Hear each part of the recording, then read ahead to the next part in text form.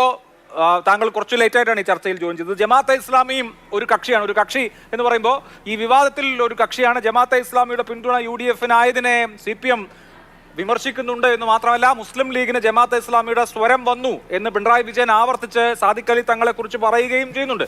അപ്പോൾ തെരഞ്ഞെടുപ്പ് രാഷ്ട്രീയത്തിൽ ഏറ്റവും കുറഞ്ഞത് 2019 മുതലെങ്കിലും തിരഞ്ഞെടുപ്പ് രാഷ്ട്രീയത്തിൽ കൃത്യമായി UDF അനുകൂല നിലപാട് സ്വീകരിച്ചു പോകുമ്പോൾ അപ്പുറത്തുനിന്ന് വരുന്ന സ്വാഭാവിക വിമർശനം രാഷ്ട്രീയത്തിൽ ഇടപെടുമ്പോൾ രാഷ്ട്രീയം തിരിച്ചും പറയും എന്നുള്ള നിലയിൽ കണ്ടാൽ പോരെ അതിനെ? അഭിലാഷ്, അതിനെ രാഷ്ട്രീയത്തിലൊരു സ്വാഭാവികമായ വിമർശനമാണ് എന്നതാണെങ്കിൽ അതിന് ജമാഅത്തെ ഇസ്ലാമിക്ക് യാതൊരു പ്രയാസവുമില്ല. പക്ഷേ ജമാഅത്തെ ഇസ്ലാമിയെ കരുവാക്കി വലിയ ഇസ്ലാമോഫോബിയ പ്രചരിപ്പിക്കാനാണ് CPM ഇതിൻ്റെ മറവിൽ ശ്രമിച്ചുകൊണ്ടിരിക്കുന്നത്. ഒരു സംഘടന ഒരു തെരഞ്ഞെടുപ്പിൽ UDF-നെ പിന്തുണക്കുന്നു, മറ്റൊരു തെരഞ്ഞെടുപ്പിൽ LDF-നെ പിന്തുണക്കുന്നു, പിന്തുണ കിട്ടാത്ത ആളുകൾ സ്വാഭാവികമായി വിമർശിക്കുന്നു എന്നതാണെങ്കിൽ അത് സ്വാഭാവികമായ കാര്യമാണ്. പക്ഷേ ജമാഅത്തെ ഇസ്ലാമിയെ തീവ്രവാദ സംഘടനയാണ് എന്ന് വിശേഷിപ്പിക്കുന്നു. ജമാഅത്തെ ഇസ്ലാമിയുടെ ഒരു പിന്തുണയും ഞങ്ങൾ ഒരു കാലത്തും തേടിയിട്ടില്ല എന്ന് പറയുന്നു. ജമാഅത്തെ ഇസ്ലാമി വിധ്വംസക ഭീകര പ്രസ്ഥാനമാണ് എന്ന് മുഖ്യമന്ത്രി തന്നെ പ്രസ്താവിക്കുന്നു. കൂടാതെ ജമാഅത്തെ ഇസ്ലാമിയെ കരുവാക്കി മുസ്ലിം സമുദായത്തെ ആകെ കടന്നാക്രമിച്ച് കളയാനുള്ള ശ്രമം നടത്തുന്നു.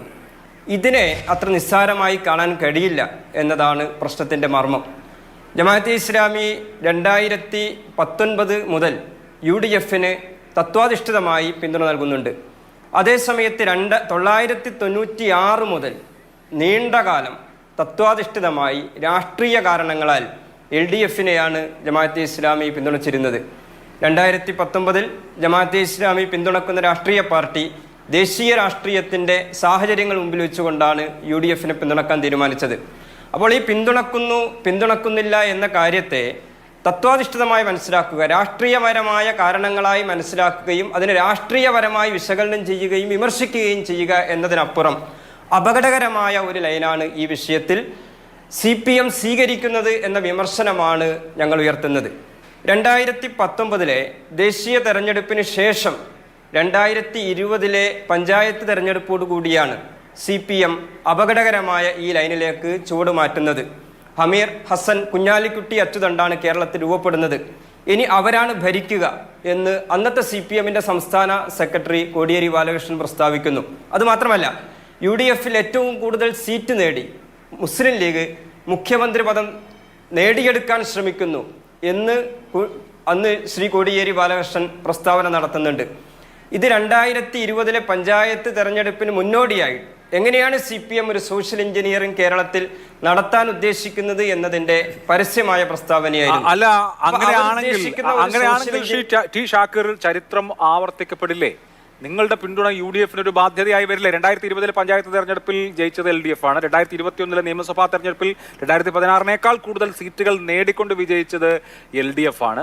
അപ്പോൾ ഞങ്ങളൊരു പ്രത്യേക രാഷ്ട്രീയ നിലപാടിന്റെ ഭാഗമായി UDF-നെ പിന്തുണയ്ക്കുന്നു എന്ന് പറയുമ്പോൾ ആ പിന്തുണ വേറൊരു രൂപത്തിൽ അവർക്ക് പാരയായി വരില്ലേ? അങ്ങനെയാണെങ്കിൽ, താങ്കൾ പറയുന്ന ലൈനിലാണെങ്കിൽ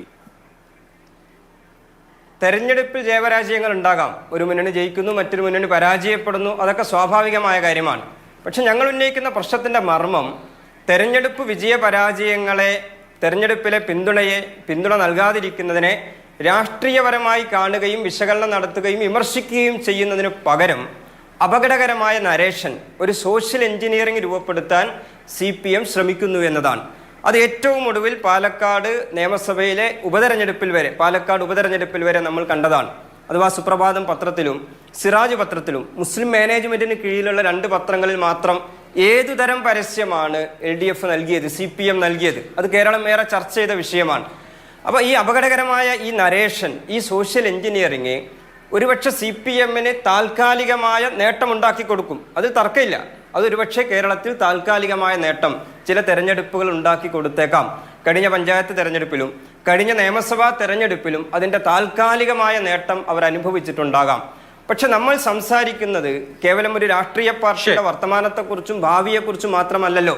നമ്മൾ കേരളീയ സമൂഹത്തിൻ്റെ ഭാവിയെക്കുറിച്ചാണ് നമ്മൾ സംസാരിക്കുന്നതും ചിന്തിക്കുന്നതും ആകുലപ്പെടുന്നതും.